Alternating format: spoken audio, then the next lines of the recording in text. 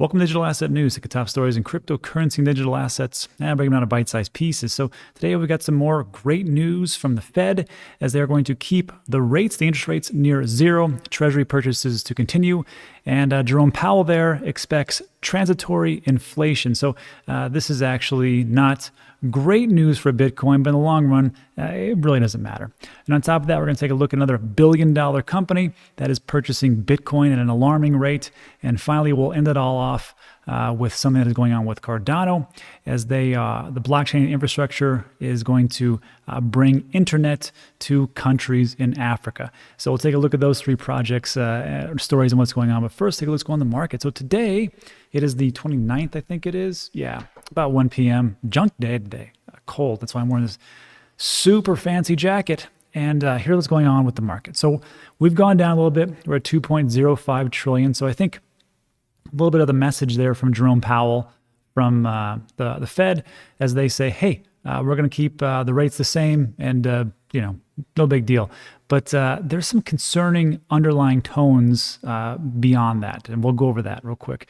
But Bitcoin price 53,000, daily sentiment is neutral, not a big deal. Let's take a look and see if there's anything like fantastic going on as far as price action. So let's see, 1 hour, a little bit of a recovery because that story broke late last night. So a little bit in the green, a little bit in the red. Nothing fantastic, so no big deal. Let's see, anything in 24 hours? No. Pancake swap, 13%. Congratulations. Anything good? 12% for Huobi token. Great. All right. Before I put everybody to sleep, let's just break down into what's going on here. So this was a great article and from Jamie Redmond, and it really breaks down a lot of different things that are going on in the economy. And we're going to go through all these stories are going to intermingle and intertwine. It's going to make a lot of sense in just a bit, but just hang with me to the end. And it's going to be, I think it's going to be pretty eye-opening. So what's going on here? Well, the U.S. Federal Reserve told the public that monetary easing, money printing, will continue, and the benchmark interest rate will be kept near zero, which is kind of a funny thing because Joe Biden just came out a couple of days ago like, hey, I'm going to invest $80 billion into the IRS so they can crack down on all these people who are scamming us and not paying their fair share. Also, we're going to increase the capital gains tax from 20 to 39.6%. I'm like, why don't you just keep printing more money? That seems to work for everything. I don't know what the problem is. I mean, I'm just kidding. You can't do that forever, but it just seems like, hey, helicopter money. Let's just keep printing. Anyhow, the Federal Reserve, however, has some indicators that economic activity and employment have strengthened, which is, there is some truth to that. There has been some strengthening as far as like employment, people getting their jobs back after the pandemic. I don't want to debate if it is or not. I don't care. The numbers are the numbers, okay? People getting their jobs back, great. So, but the real thing is that, I mean, are we really getting back as far as strength, or are we just kind of just getting back to where at ground zero? And then, how much has really grown? I don't really think it's been that much. And it really kind of makes you think like, well, if they're saying that there's a lot of growth and the GDP is strong and everything else, but how strong really is it? And it states here, the sectors, this is from Jerome Powell there, the sectors most adversely affected by the pandemic remain weak, but have shown improvement. Inflation has risen, largely reflecting transitory factors. And they're not really concerned about the inflation. They're kind of like, well, we'll just keep it around, 0 to 2%. And if it goes up later, it goes up. And that's pretty much what we're doing here. But this is the interesting part. And this is why this is such a good article, because it goes, a couple layers deep beyond that. And this is the part that really concerns me. Investigative journalist Pam and Russ Martins from Wall Street on Parade published evidence against the Fed misleading the public when it comes to the Wall Street mega bank's so-called strength. The Martins say that the scheme the Fed has been pulling in 2020 and 2021 is the same as the horror show mega banks pulled in 2008. So if you don't remember, if you're too young, there was a huge economic collapse pretty much globally because the banking situation and the banks loaning out way more money than they possibly could, junk bonds and everything else, and the housing market just took a big dive and a dump. And in the whole time that was happening, the banks were saying, we are strong, we are good, nothing to worry about, nothing to see here, this is what's going on, just pay attention to this hand, and the other hand was just flailing and flapping in the wind. So we always hear these stories, especially on YouTube. Oh, God. Like, oh, it's going to happen tomorrow. The economic collapse, the economic collapse. And it kind of gets like the boy that cried wolf. You're like, I've heard that stupid story so many times. I don't believe you until it actually happens. So when you see something like this, you kind of got to think to yourself, okay, I mean, in 2007, that was a big one. Is that the time? I'm not going to say it is. I'm just saying that it is kind of concerning because I look around and I'm like, are we really that strong? I mean, take a look at all the small businesses in your city right now. Take a look at any of the strip malls that you go by. How many of those are closed or it is open for rent because people are shutting down? It just kind of makes me a little bit nervous, that's all.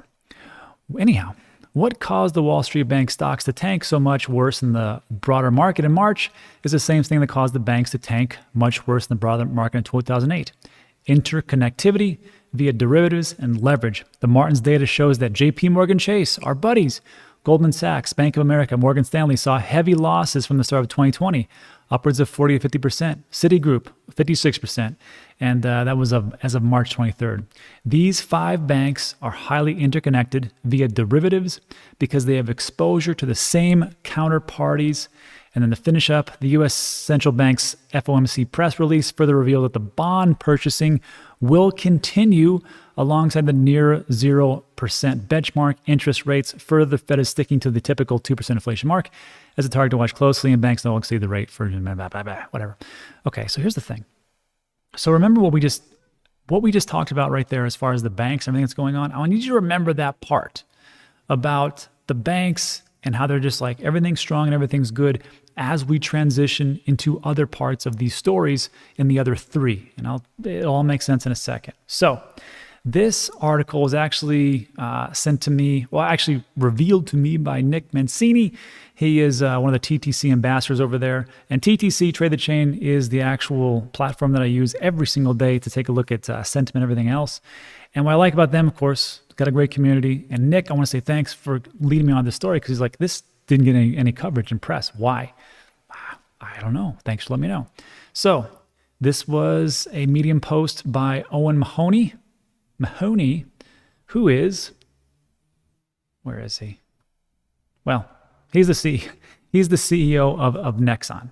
And Nexon, I know why it isn't, because I got to expand it. So Nexon, it's not going to pull up. Nexon is all about virtual worlds, gaming platforms, and everything else. And they're a multi-billion-dollar company. And I think they're on the I can never say this right, NIKKEI, Nikkei markets, where they're one of the big industries that are actually in there. So Owen here, CEO, says, today we announced that Nexon has purchased 100 million of Bitcoins, approximately 1,700 Bitcoins in total, at an average price of 58,226. So look, if you think that, maybe we've reached a peak of Bitcoin, there's some really smart people in the place going, you know what, we'll buy it, no problem. So when people talk about the bull run's over, the bull run, me personally, not financial advice, I don't think we're close to being over. I think the fireworks are really about to start coming up. Nexon leverages its capital. This is what they're talking about, what they do. Nexon leverages capital to generate profits and growth on behalf of its owners on top of all the virtual worlds and different gaming platforms they have. In Nexon's case, we have few tangible assets, no factories, very little real estate, but significant intangible assets, such as some of the largest intellectual property franchises of all time, sophisticated tech for building and managing our virtual worlds, and we hold significant financial assets. Isn't that weird to think about? Virtual worlds, who would have thought about that? And they actually get into this in a little bit, but who would have thought it would have been $1 billion industry, right? I mean, you were laughed at 20 years ago. Nexon holds more than $5 billion of cash and cash equivalents, primarily in the form of Japanese yen, US dollars, and the South Korean won. These holdings generate almost no return. That's true. How many of you guys are cash heavy and crypto poor? Very few. But all my friends are that's what they are. They're cash heavy and crypto poor. Like, well, we'll get into it a little bit. Me personally, my bank account is, it's actually risen a little bit.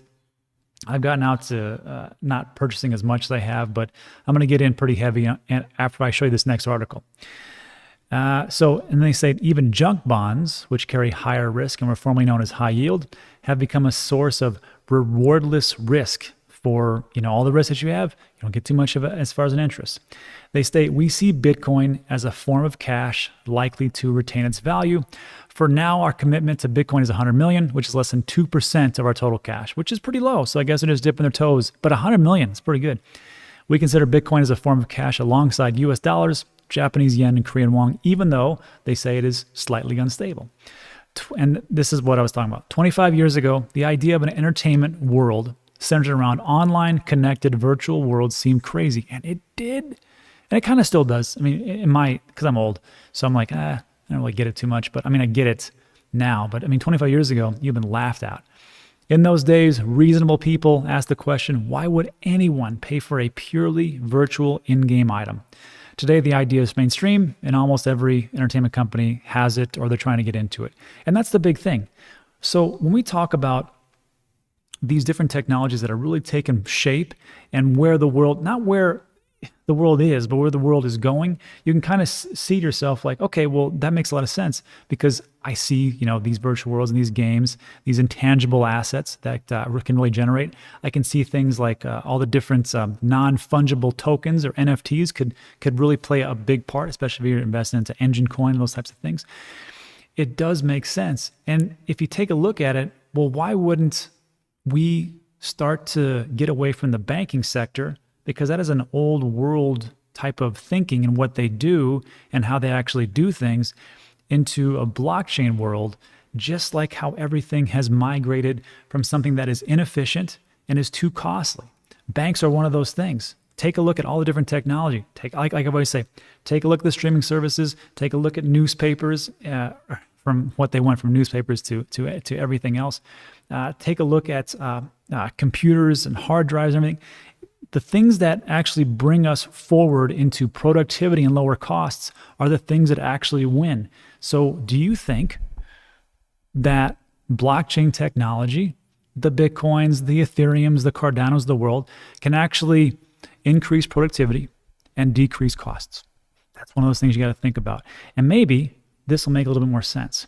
So I'm going to do another video today because this article is rich with a lot of information. I can't cover it here. Also, I have a 30-minute video. I'm not going to do that. But there is one piece I want to make mention. Actually, let me blow it up so you can see what I'm talking about here. So this is all about Voyager and how they're growing and growing pains and everything else. But this one sentence, or these couple sentences, is what really made me think about how banks are going to get blockbustered. And it says, why does this matter? Why would customers leave these industries, talking about the banking center and centralized finance, for a company like Voyager? And it states Voyager is launching a debit card that will allow you to earn 9% interest on USDC up until you swipe the card. So when you think about that, you're like, I know there's other platforms that actually do that right now. I think crypto.com is something like that where you top it up or whatever else. But if you can have USDC, right, a stable coin, in your Voyager account, and you have a debit card and it goes right from there, why do you use a bank? Why would you use a bank? And then if you could transfer it to anybody, because like, have you ever done like just a wire transfer? First of all, it's $20 or $30 depending on the bank, and then it could take up to 3 to 5 days, depending if you are old to the bank or new to the bank or wherever you're sending it to. So why wouldn't you just do this? And then the real question is, why wouldn't banks do the same thing? Well, they can't because they're too bloated and inefficient, and it talks about this in the article. So I will get to that part, but I wanted just to briefly scan over that before we get to the big, which I think is the big article. And I'm actually flabbergasted as to what is going on. Right now, Cardona was doing their African conference special they have going on IOHK. You can check the YouTube channel. I'll actually link in the description. So yesterday we talked about how they were actually putting forth for the ID, the blockchain ID run by Atlas, or their Project Atlas. And it will be able to give people a digital ID so they can access a lot of different things, such as, well, first of all was education. The second of all was healthcare. And then the third would be actually financial. And now they've come out and said, hey, Cardano blockchain infrastructure selected a new drive to bring sustainable internet connectivity to Zanzibar and Tanzania. I always say it wrong. Doesn't matter. I don't want to hear it in the comments. That's, you guys don't want what I'm trying to say. So why is this a big deal? I'll get to in a second. According to the partnership agreement, the Cardona blockchain infrastructure will be used to provide affordable network nodes to local business owners. Subscribers will be able to access the IOHK identity solution, Atala Prism. The identity solution will allow them to use services such as digital banking, healthcare, and education, all in one swoop. And it's just like, it's going to be easy to implement because they're going to leapfrog everything because they don't even have that infrastructure in place. I'll get to that. So the CEO of World Mobile Chain, Mickey Watkins, said his belief is that World Mobile's symbiotic partnership with input-output will open a new world. Well, first of all, World Mobile Chain, what they are doing is they are giving digital mobile service to people on the blockchain. So they actually, all the people that are left out, they can't get mobile phones, they can't get connection to the people that they should have connections to. This is what they do. And they also have a digital ID. Now they're going to partner up with Cardona to, I guess, supercharge and make it even better. So as part of the agreement, Input Output now owns a 10% equity stake in World Mobile Group. Sounds good to me. And the reasons for the partnership is this: more than 700 million people in Africa are not connected to the internet. This state of affairs is blamed on the mobile network operators' failure to invest adequately in infrastructure. This lack of investment in turn leads to the exclusion of Africans from accessing basic services such as education, banking, and healthcare. So that's what they got. And this is what Haas is going to say. And it all kind of sums it all up. The lack of deeply embedded legacy infrastructure makes the transition to blockchain-based infrastructure a relatively low-friction process with the potential for developing countries to leapfrog advanced industrialized economies by adopting next-generation infrastructure or really technology. And here's the thing, this is how it all kind of comes into place. So if you think about who's been the world leaders from the 1800s till now, well, the 1800s, we had the agricultural revolution, right? So you had China and India and some other countries. They really just said, okay, well, they came forth and they had a bunch of different little tools they could use, and they could actually mass produce agriculture, and it would feed a ton of people, and they were like the dominant players, right? And then in that was in the 1700s, excuse me. In the 1800s, you had the first industrial revolution, and that was by the UK. That was by Great Britain. And what they did was they put together and they go, hey, we're going to make these machines, these steam engines. They're going to make small machinery to really increase productivity, and it'll drop the cost. So if you can do those two things, you become a dominant factor. And that's why Great Britain dominated a lot of the world in the 1700s, going into the 1800s.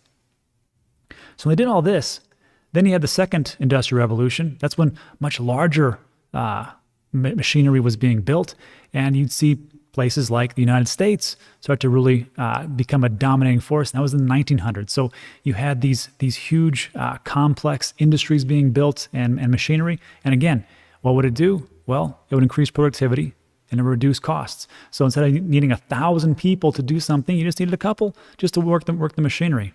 And then moving forward into late 1900s, 1970s, 80s, 90s, you had the computer revolution, another industrial revolution. And what did it do? What did computers do? The same thing.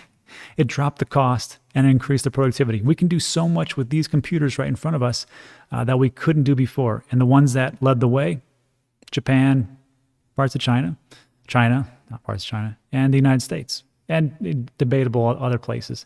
So the U.S. still has this reigning factor, but what's going to happen moving forward into 2030, 2040, 2050? Actually, in a couple of years, things are moving so fast. I think that the people or the groups or the countries that can really develop AI, artificial intelligence, and they can really get a grasp of blockchain technology to cut out middlemen, to decrease costs and increase productivity, are the ones that will make everything work, and they become the next dominating factor. So when I see Cardona working with Africa, and what Charles just said about leapfrogging advanced industrial economies, because that's all they're going to know. Why couldn't they just get in front of us? Do you see the banks, how bad they are and how they're really just kind of limiting things? This is why when people talk about, but America's going to definitely, they're going to ban cryptocurrency digital assets. They can try it, and they can shut down exchanges, but that'd be the dumbest move. And of course, we would just lose the foothold moving forward. So these are just my thoughts. and not financial advice, but I'm glad I have a pretty big stake in Cardona. All right, so that's it for today's video. I know it was a little bit long. That's why I didn't put the other article in, because it was just way too much. If you found value in the video, give it a thumbs up. Also consider subscribing. A lot of things we talk about are time sensitive and all that stuff. And that's it for today. So thanks for sticking with me. I appreciate it, and I'll see you on the next one.